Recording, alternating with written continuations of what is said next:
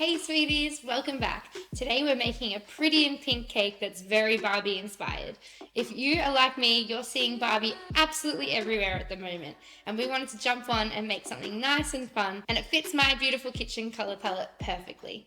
Let's get into it. To make this cake, you'll need lots of vanilla buttercream. Because we're going to be piping lots of different accents on this because it's going to be vintage inspired, I've got 3 different bowls here and we're going to make them different shades of pink. So you'll need some bowls, some buttercream, some spatulas, an offset spatula, a cake scraper, a sturdy turntable that has a nice smooth movement. This is essential when making vintage cakes because you need to have something very sturdy and something that can rotate easily so you can get that perfect piping. I've already pre-baked a vanilla mud cake here. This is a 5-inch size, so only really mini, and I've layered it with 2 layers of vanilla buttercream, and I've set it for 2 hours in the fridge before icing. I have lots of boxed disposable piping bags, some pink edible glitter, some more Blows silver twinkle glitter from Moorish Cakes, maraschino cherries, some colour milk food colouring in candy and hot pink, lots of different piping tips. We have a Loyal number 2, a Loyal SF9. This one has no name, but it's a small to medium leaf tip. Depending on the cake size, you can use a leaf tip that best suits your cake.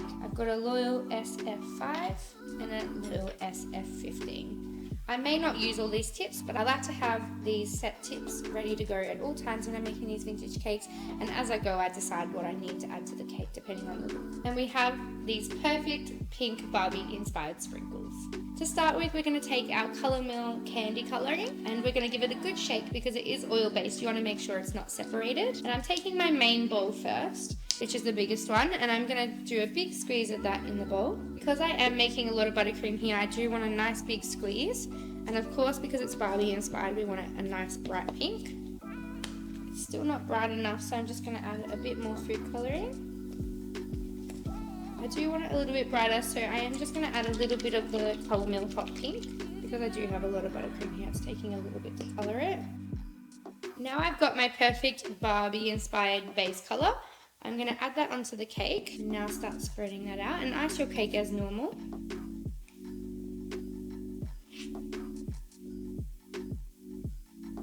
I finished applying the rough coat of buttercream. Now I'm just going ahead and smoothing that out.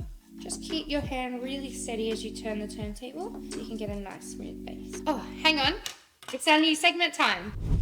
Perfect time for another baking hack. When you are turning your turntable, it is so important to have a really smooth hand. And I'm going to show you why and a common mistake people make. And if you just do this a little lighter with your touch, I can show you how you can get a much more consistent result in smoothing out your buttercream. I notice when I'm teaching people how to ice cakes, they tap their hand like this and it's very, very rough and they end up getting really jagged effects on their cake, as you can see here. Lots of little lines where the spatula has not been smooth and it looks honestly terrible. So most people have this issue and they always ask me how to fix it. You need to keep this hand on the left, or whichever way you're using your hands, as light as a feather as you're turning. So I always tell them keep it so light that you're barely touching that turntable. You don't want to hear big tapping noises from your hand on the turntable. It should be so smooth that you keep a continual motion, and that means you can keep a really smooth buttercream base. Here's a quick before and after so you can see the difference when you're tapping too hard on that turntable while spinning. We haven't found a name yet for our new series that we want to share my expertise and my handy tips and tricks with you. So please drop it down below, and the one that I like the best will be the new title and we'll update it in the video. Now I'm just tidying up that top edge. You can be really rough here, it doesn't need to be perfect. As you know, if you watch my videos, you know that I like to do this before I do the final smoothing, just to remove the excess, and it just helps us get a really clean and crisp perfect finish at the end. Now I'm just doing this final smooth. This is where I want to ensure I get the perfect finish. Let's take in that top edge. As you can see, there's very minimal amount of buttercream to remove here. It helps you be able to get that really smooth and crisp finish. Take a clean microfiber cloth, push that as close as you can to the board and clean up that excess buttercream. Now that I have my perfect pink base, I'm going to go ahead and colour my next buttercream. I actually mixed up too much buttercream for the base because I always forget how small these cakes are. So you can definitely go ahead and use that buttercream to make it darker instead of starting with white. But because I've already got it in the bowl here, I'm just going to colour some new buttercream. Taking a big squirt of the colour mill hot pink once again, and now let's mix that in. And we want to make sure the piping shades are darker. Well, that's what I prefer. I always go a lighter base and then darker piping features. Always check your colour against your cake to make sure you're happy. I'm going to do 2 different shades. So this is good for my medium shade, and then I will make a darker shade once again. Now I'm adding a lot of that hot pink in Colour Mill into that other bowl, and this is going to be our darkest shade of piping. By the way, this isn't sponsored by Colour Mill. You know I always use it in my videos, but it is just because I genuinely love it. But it is not sponsored by Colour Mill or any of these brands that I'm using in the video. Now I'm just going to fill these bags with the piping tips and cut them ready to go.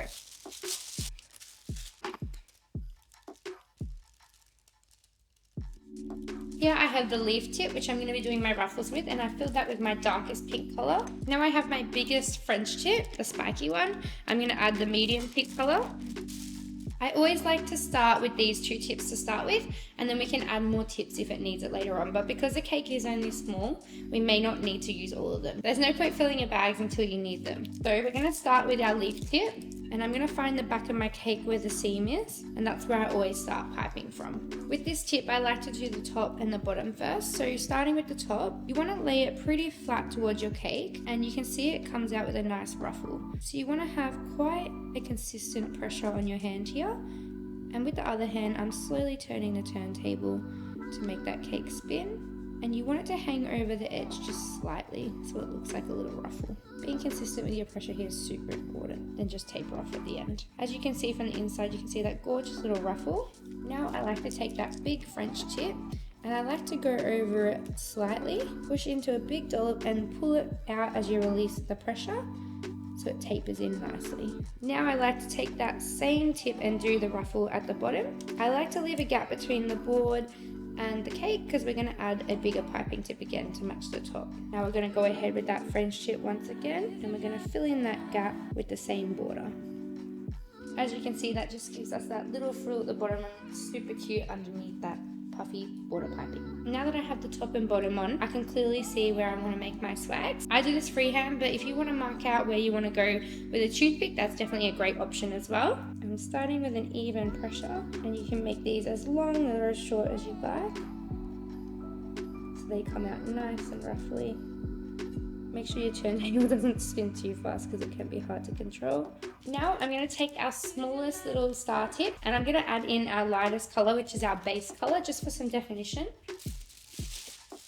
I'm going to go in and add a small piped border in this top section in between the ruffle and the big one, just to break it up a little bit. This is our smallest little star nozzle, and this is perfect for the little sections like this that you'd like to fill and break up between the different piping tips. I'm also going to go ahead and add this in at the bottom as well. Even though this tip is the smallest, you can put more pressure on to make it bigger, as you can see here. Alright. I'm going to go ahead with the same tip, and I'm going to do a little rosette swirl on the end of each swag at the top just to tidy it up. Now that I can see that all my piping is on, I can see where my front is, and I'm going to go ahead and do 5 little swirls to fit my cherries and to hold them up. Now to add the finishing touches, we're going to take out those cherries. I'm going to need 5 today because the cake's quite small, but obviously if your cake's wider you can do as many as you'd like. Sometimes we use up to 10. And just make sure you have a clean paper towel here because you will need to drain off all the liquid. I always use lots of paper towel when I'm draining these because they are very wet and sticky, and I like to just kind of pat them gently because you don't want to ruin the stems, and then keep rolling them around on the paper towel just to drain off most of that liquid. I've got most of the liquid off now. I'm going to take my very fluoro pink glitter and I'm going to roll these straight into the dust. You can see they stick straight away because they still have moisture on them. Then I put a little bit of glitter in the lid of the container, and I just simply shake some of that over the top to get them fully coated. Now when you're using this much of this glitter, they don't recommend that you eat it, but it is non-toxic, so if they are fully covered in glitter, you can just remove them like candles and just use them as decoration only. As you can see, they're super sparkly and glittery and perfect topping for our Barbie cake. If there's any bits of the stem that you don't like, I just take some scissors and give it a snip, and it looks much neater then. Now we're going to go ahead and add our cherries on the cake.